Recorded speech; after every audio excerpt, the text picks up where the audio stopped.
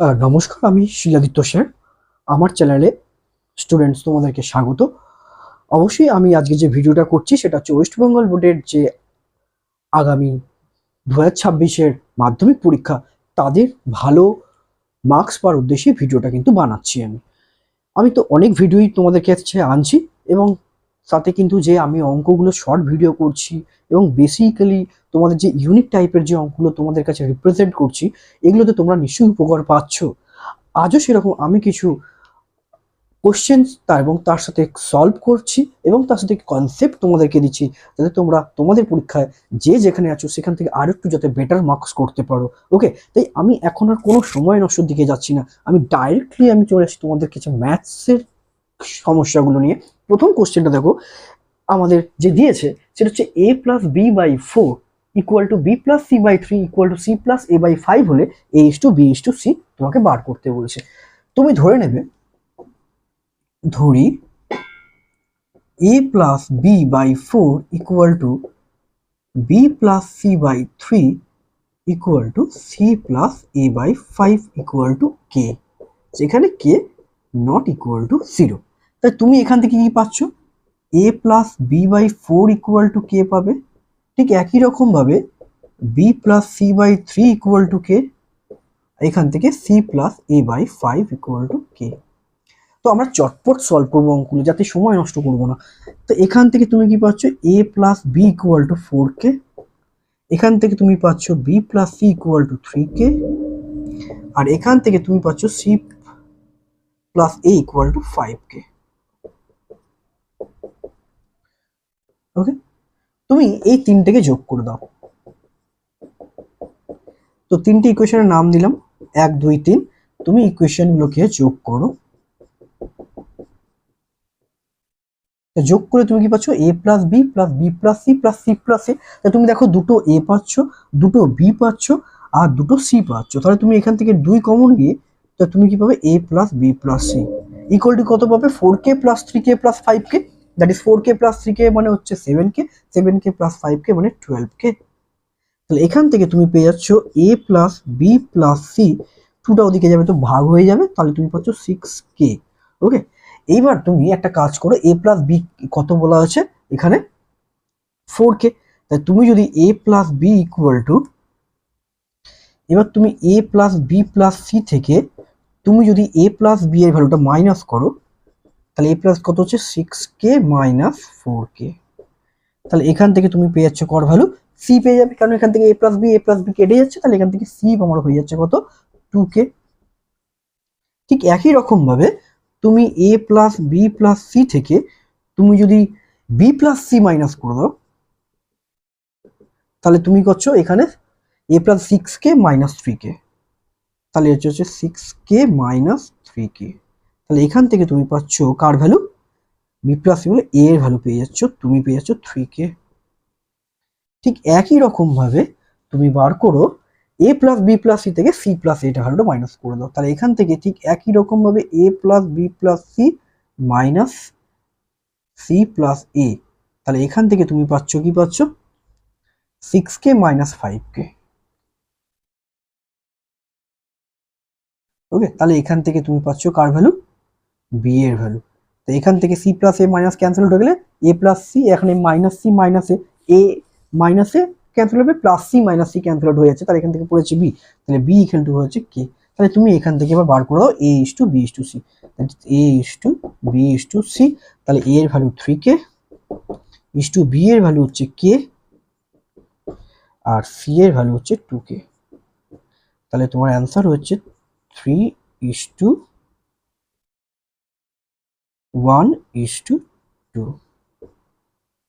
ওকে, তো অঙ্কটা এইভাবে আমরা সলভ করে দেবো।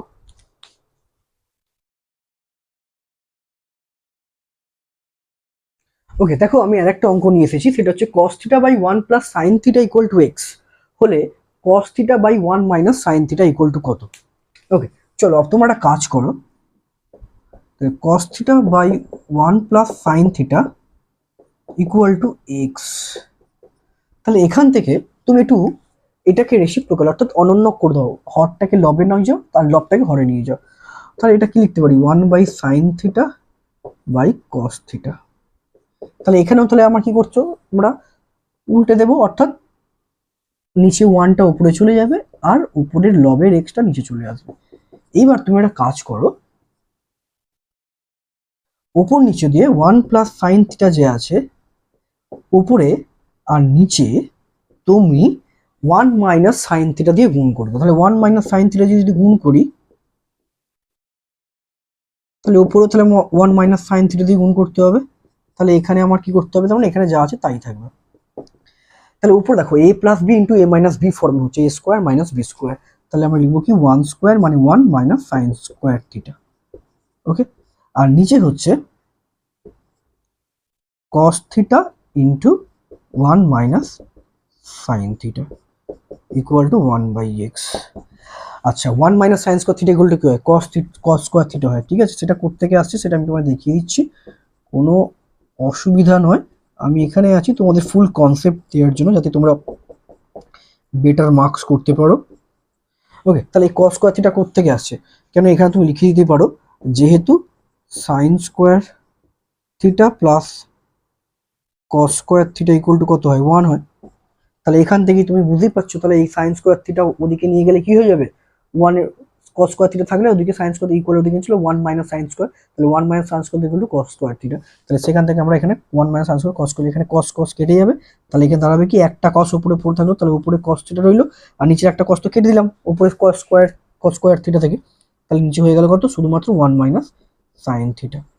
তাহলে ইকুয়াল টু হলো কত, ওয়ান বাই এক্স। এটাই তোমার হচ্ছে cos theta by one minus sine theta করো। তাহলে এটাই আমার অ্যান্সার, এটাই করবো আমরা।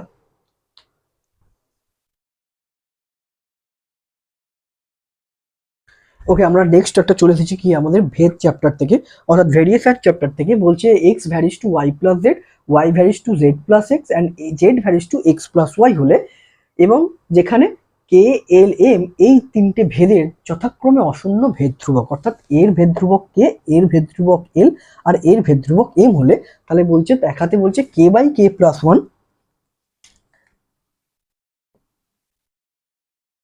Plus L by L plus one plus M by M plus one equal to one. Okay, তাহলে আমরা অঙ্কটা শুরু করি। তাহলে প্রথম থেকে আমরা লিখবো X varies to Y plus Z, যেখান থেকে আমরা লিখতে পারি কি X equal to K into Y plus Z, যেখানে তোমার কে অশূন্য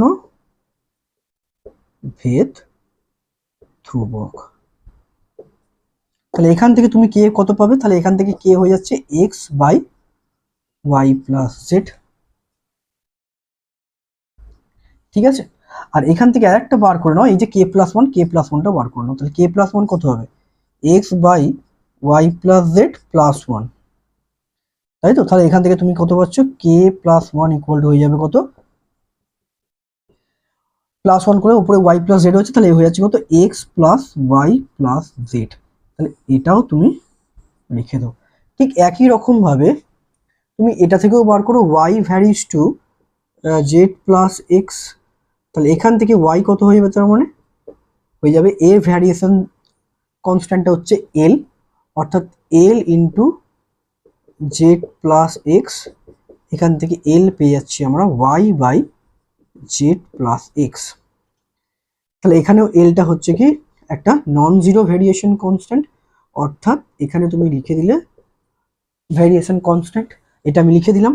আর এখান থেকেও তুমি এল প্লাস ওয়ানটা বার করে নাও, তাহলে Y by Z plus X plus one. এখান থেকে তাহলে এল প্লাস ওয়ানটা হয়ে যাচ্ছে আমার Y plus Z plus X by Z plus X. Okay, তাহলে এখান থেকে আমি এটাও বার করে নিলাম।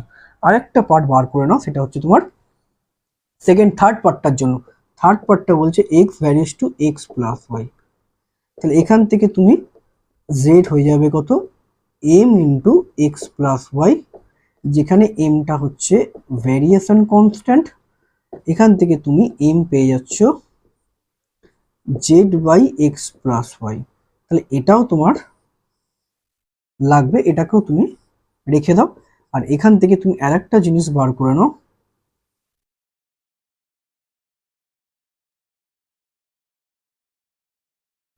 সেটা হচ্ছে এম প্লাস ওয়ান। একই রকম ভাবে এদিকেও আমরা এম প্লাস ওয়ানটা বার করে নেবো। তাহলে Z by X plus Y plus one. তাহলে এখান থেকে আমার m+1 হয়ে গেল Z plus X plus Y by X plus Y. Okay, আমরা এই তিনটে কিন্তু পেয়ে বসিলাম। কেন? আমার কিন্তু ভ্যালু দেখো কে বাই কে প্লাস ওয়ান। এবার তুমি বার করো নেক্সট পার্টটা, সেকেন্ড পার্টটা। সেকেন্ড পার্টটা হচ্ছে তোমাকে বার করতে বলছে কি K by K plus one plus L by L plus one plus M by M plus one.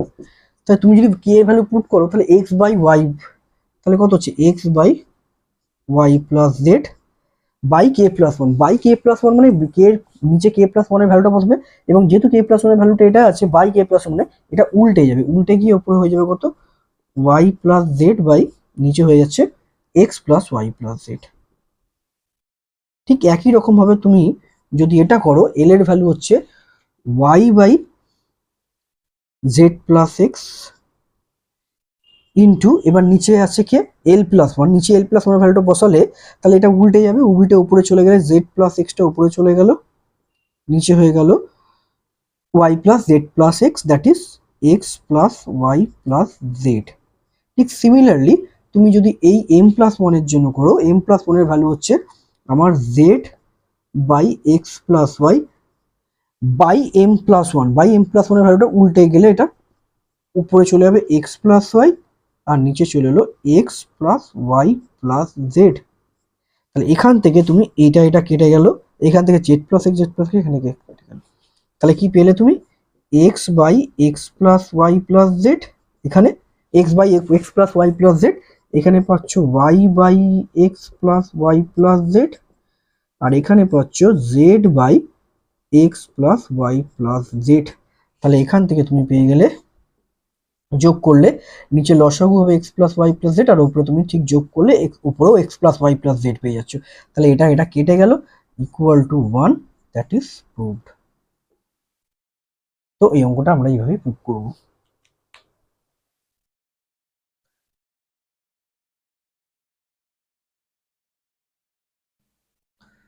আচ্ছা দেখো, এই অঙ্কটা কিন্তু তোমাদের চক্রবৃদ্ধি সুদের চ্যাপ্টার থেকে অঙ্ক আছে, কিন্তু এই অঙ্কটা অনেক স্টুডেন্টই কিন্তু পারে না, কারণ এই অঙ্কটা কিন্তু একটু অন্য ধরনের অঙ্ক। এই অঙ্কটা করতে গিয়ে অনেক স্টুডেন্টকে আমি আমার পড়ানোর সময় দেখেছি, কিন্তু এই অঙ্কগুলো করতে গিয়ে তারা ঠিক পারছে না, কারণ অঙ্কটা একটু অন্য ধরনের অঙ্ক, কিন্তু খুবই ইম্পর্টেন্ট অঙ্ক।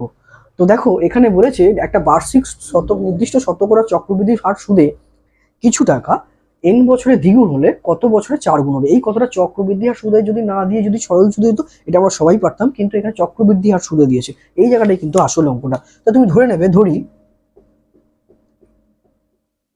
আসল ইকুয়াল টু পি টাকা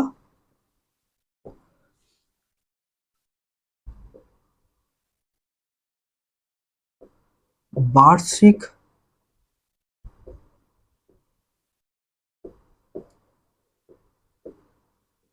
চক্রবৃদ্ধি সুদের হার ইকুয়াল টু আর পার, এটা আমরা ধরে নিলাম। আর এখানে n বছরটা বলে দিয়েছে, তাহলে তুমি এখান থেকে তাহলে সমূল চক্রবৃদ্ধি তাহলে কত, তাহলে অতএব সমূল চক্রবৃদ্ধি, যেহেতু n বছরে দ্বিগুণ হচ্ছে কোন টাকাটা, এই পি টাকাটা, তাহলে সমূল চক্রবৃদ্ধি হবে 2p টাকা তার দ্বিগুণ, অর্থাৎ মূল